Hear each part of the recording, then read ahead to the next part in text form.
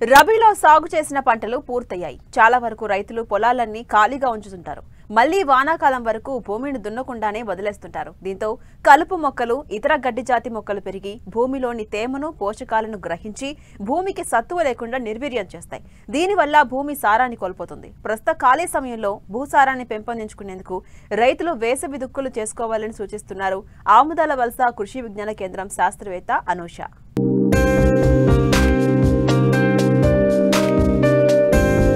వానాకాలం సాగుకు సమయం దగ్గర పడుతోంది. ఈ ఖరీఫ్ సీజన్ పైనే రైతులు ఎన్నో ఆశలు పెట్టుకుని సాగుకు సిద్ధమవుతున్నారు. అయితే తక్కువ పెట్టుబడితో అధిక దిగుబడులు పొందాలంటే భూమి ఆరోగ్యాన్ని కాపాడుకోవాలి. కాబట్టి పంట చేలను చదును చేసి దుక్కులు దున్ని తొలకరికి ముందే విత్తుకోవడానికి సిద్ధం చేసుకోవాలి. కాబట్టి పంట కోతల అనంతరం భూమిని వృధాగా వదిలివేయకుండా లోతుగా దుక్కి దున్నితే పంటలను ఆశించే చీడపీడలను నివారించవచ్చు. అంతేకాకుండా పంట దిగుబడి సామర్థ్యం పెరుగుతుంది.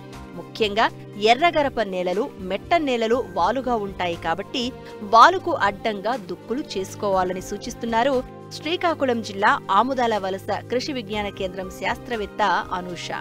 సాధారణంగా రైతులు ఏం చేస్తారంటే రబీ పంట తీసేసిన తర్వాత లేదా వేసవి పంటలు వేసిన తర్వాత అవి కంప్లీట్ అయిపోయిన తర్వాత మళ్ళీ తొలకరిలో వర్షాలు పడినంత వరకు కూడా భూమిని ఖాళీగా ఉంచేస్తూ ఉంటారు. ఈ భూమిని ఈ విధంగా ఖాళీగా ఉంచేయటం వలన ఏం జరుగుతుంది అంటే నీటిలో ఈ భూమిలో ఉండేటటువంటి తేమ శాతం అనేది దెబ్బతినడం జరుగుతుంది. అదేవిధంగా కలుపు మొక్కలు కూడా విపరీతంగా పెరిగిపోయి తర్వాత ఖరీఫ్లో వచ్చేటటువంటి పంటల్లో కలుపు తాలూకు ఉధృతి పెరగడానికి అవకాశం ఉంటుంది.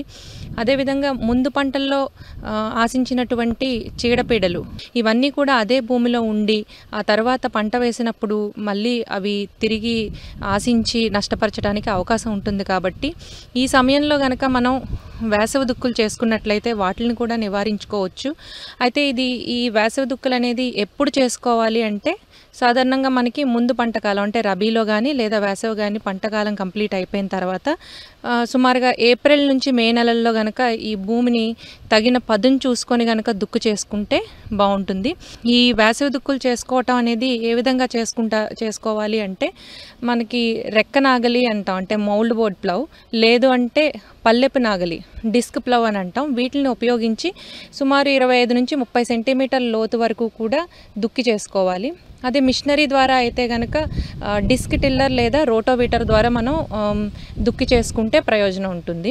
అయితే ఈ రెక్కనాగలతో కనుక దుక్కి చేసుకున్నట్లయితే మట్టి పిల్లలుగా వచ్చినవి కూడా శుభ్రంగా పొడిగా అయిపోయి గుల్లగా చేయడానికి అవకాశం ఉంటుంది.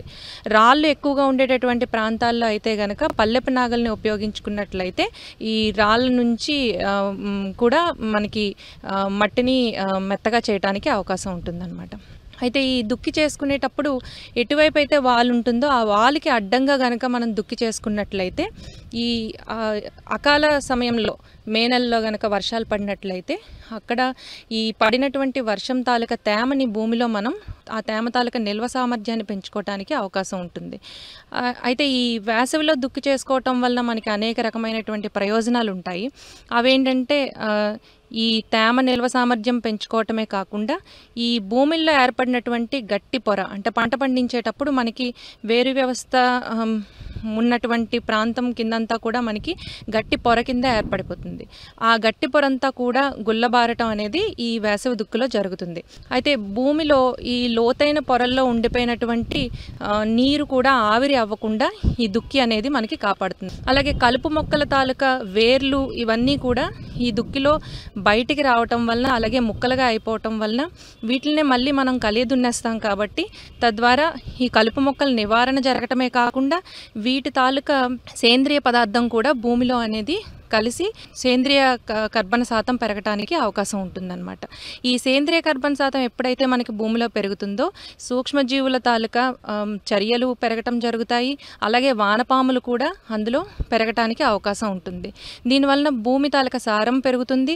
అలాగే భూమిలో మనకి తరువాత వేసేటటువంటి పంటకి మంచి ఆరోగ్యకరమైనటువంటి భూమి ఇవ్వటానికి కూడా అవకాశం ఉంటుందన్నమాట.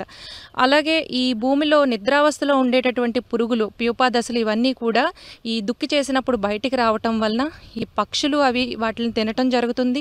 అలాగే అవి అధికమైనటువంటి సూర్యరశ్మికి ఎక్స్పోజ్ అవ్వటం వలన అవి కూడా నాశనం జరుగుతుంది. అలాగే ముందు పంటలో వేసినటువంటి శిలీంద్ర బీజాలు ఏవైతే ఉన్నాయో అవి కూడా ఈ సూర్యరశ్మికి దెబ్బతిని మనకి హాని చేసేటటువంటి తెగుళ్ళు కూడా వచ్చే కాలంలోని రాకుండా ఉండటానికి అవకాశం ఉంటుందన్నమాట. అయితే ఈ భూమి పైపొరల్లో కూడా మనకి కొన్ని లవణాలు అనేవి పేరుకుపోతాయి పంట కాలంలో. అంటే మనం దుక్కి చేసినప్పుడు ఈ పై పొరల కిందకి, కింద పొరలు పైకి రావటం వలన ఈ pH అనేది మనం తటస్థంగా ఉండటానికి ఈ దుక్కి అనేది బాగా ఉపయోగపడుతుంది. ఈ వేసవిలో లోతైన దుక్కులు చేసుకోవటం అనేది చాలా ముఖ్యమైనదిగా రైతులు గమనించి చేసుకోవాలని కోరుతున్నాను.